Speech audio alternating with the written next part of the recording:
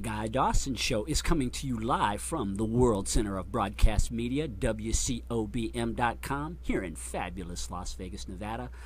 I wanted to remind you all, I spoke to you last week and the week before about an event that we're going to put on. It is going to be a launch party for The Guy Dawson Show. Nice, very It's good. going to be down here at the Gene Woods Racing Experience, September the 3rd from, I believe, 6 o'clock to 8 o'clock or 9 o'clock. And you are all invited, all the viewers all over the world. If you want to fly in for for the Guy Dawson Show party, please do. We are going to be having, I believe, a broadcast during it, as well as entertainment, business mixer. Nice. Renee, you'll be there. I have some people for you to interview because I know you're fantastic at that. Diane, I know you enjoy a good party. I love a party. You are all invited. We haven't had thrown a party in a little while, and there's nothing I like more than throwing a party. That's you right. are so September the 3rd, come on down to the Gene Woods Racing Experience here in Las Vegas, Nevada, and be a part of the launch party for the Guy Dawson Show. All right. Yeah, it's exciting. Yeah. It is. It's Something to look forward to. Absolutely. We're going to do it later in the day so you don't roast. Oh, you thank have heaven. to do things. You have to wait for the sun to go down in Las Vegas And in the it's right before summertime Labor before Day. you can do things. Yes. Yes, it is. We are going to throw some kind of party. We have a few parties lined up I'll be announcing over the next couple of weeks on the show. Sounds like fun. Diane Reinstadler is the author of Afterlife. And she is here in the studio to talk about her book and her career as an author. Thank you so much for stopping by, Diane. Well, thank you, Guy, for having me. This is the book, and it's the first in a series of fictional works about a young girl who is a successful Gothic artist. Her public loves her. She has the notoriety that she wants, but it seems to make her a little bit less than satisfied. And so she's been, it is a Christian novel, as she's been exposed to Christ through her grandmother, who is the Christ figure in the book. But she doesn't want to follow him, she wants to follow grandma. And so the book is about this journey and finding out what is a solid and stable platform for your identity. Is it what grandma thinks or what her mother thinks? Diametrically opposed in the book. What her mother thinks of her and what her grandmother thinks of her are two entirely different things. And so the book was written to kind of illustrate this journey that we all take toward maturity and maybe finding God, if that's what we're searching for, and how to live it once it's passed. Okay.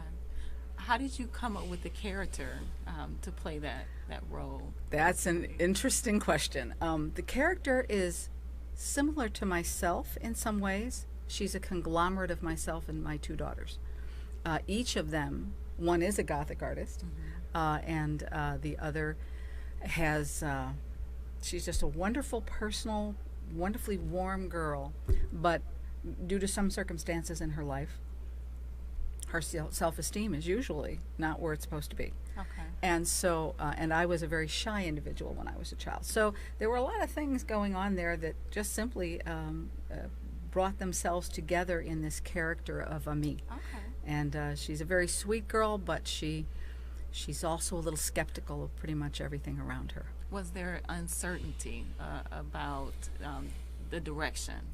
Yeah, she comes from a dysfunctional family. Her family just, she was the black sheep. Nothing she did was right.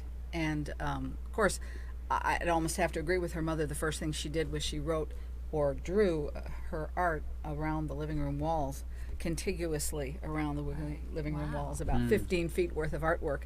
And so Mom came unglued and Grandma stepped in. But there were things about her that were just so different. And we know people like this all the time. We know children like this that are different. Right. A lot of them come to Vegas and become comedians and become Right. stars. This is kind of the gathering place for the unusual. Well, yes, that's true, because you know, those things are great in the entertainment field, but when you try to fit in a school or you try to fit in somewhere else, it's a little bit harder for some children to do. So you create a false face, a facade, and this is what Ami has done. She looks confident. You'd never know she was a shaking little leaf inside. And she also, there's a little bit of darkness in the book. She has an imaginary playmate who may or may not really be imaginary. And so he causes her some trouble. She had him as a child, and then forgot about him, and he comes back. And so in the time of need is when the imaginary friend comes back. Exactly. Right. And so we had to create some kind of crisis. In the book, Grandma passes away, and that's how the book opens, with her basically standing in the funeral home saying goodbye to this one solid piece of her identity. Wow. And has to now move off and find another way. So finding another way basically meaning that she is trying to find herself, mainly? Well, that's how it starts, Okay. yes. It's also, she doesn't feel that she can go on without the input from the grandmother. She has made her, you ever hear that expression, put all your eggs in one basket? Yeah. Well, that's what she's done. Oh. And so she doesn't know where else to turn, okay? It's harder when you do that. Yeah, exactly. Yeah, exactly. absolutely. You don't know where to turn when you Sure, put all and your even the love eggs. of the public isn't enough, because she was getting this warmth that she's never going to get from her public. You know, it's only, it's kind of a false warmth, obviously. We see it all the time in show business, where someone makes a mistake and the media and everybody else jumps and gloms onto that mistake and tears that person apart. It's almost vicious. You can be loving them one minute and booing them the next. Right, absolutely. And How do people react to the title Afterlife? usually with questions, because it isn't really about somebody dying and going to heaven.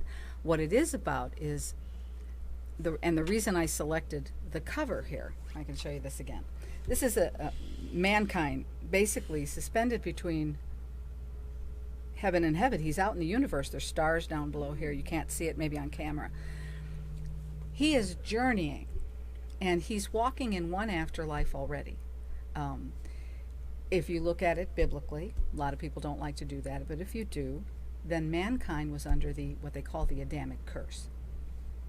Adam wanted pure power. He wanted his own way. He wanted the control and all of the power. And so instead of reflecting God's image the way he was supposed to, because he was made in the image of God, he chose to reflect his own. So everybody who is born to Adam reflects their own image. We don't like someone telling us what to do. We want autonomy. We want the power.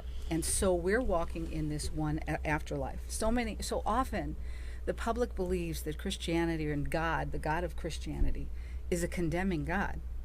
Not true. He gave them a choice. They chose this way. And this is where they're walking now. What happens when you choose Christ is you become, instead of spiritually dead, you become spiritually alive, and you enter your afterlife already. So you're in one afterlife or the other your whole entire life. You're journeying toward that culmination of what that's going to be. Absolutely. It's an interesting concept. I heard a pastor the other day, which I thought was just fit in perfectly with this. He said, if you died today, would you be comfortable in heaven? Now, some people don't like church music, they don't like church people, and all of that. And maybe they don't want to read the Bible, they don't want to do any of that. Right. They may not be very comfortable if they actually did go to heaven. So what happens on earth for Christians is they're being prepared to be fit and to be happy where they're going. Right, and that's the journey, basically. That's the journey, absolutely. And you, in your book, it seemed like it kind of goes into the different shifts of reality, of the journey that you're on in your lifetime. Exactly. And when it starts in the beginning is basically the beginning phase of that, just starting birth. I don't know what I'm doing. Right, exactly. Right, and all your experiences are shaping you, and you start to change your perspective on things. That's correct. Like in the middle, your perspectives it starts to change, and that's kind of what it's all about when you think about afterlife, because the afterlife is you pretty much. Everything is erasing all the bad purities or whatever you want to call it is erasing, and you start in a new life, new journey. Yeah, exactly. we got to go into break really quickly here, Renee, and we have Diane Reinstadler. She is the author of The Afterlife. We'll be back in a few minutes with more of the Guy Dawson Show.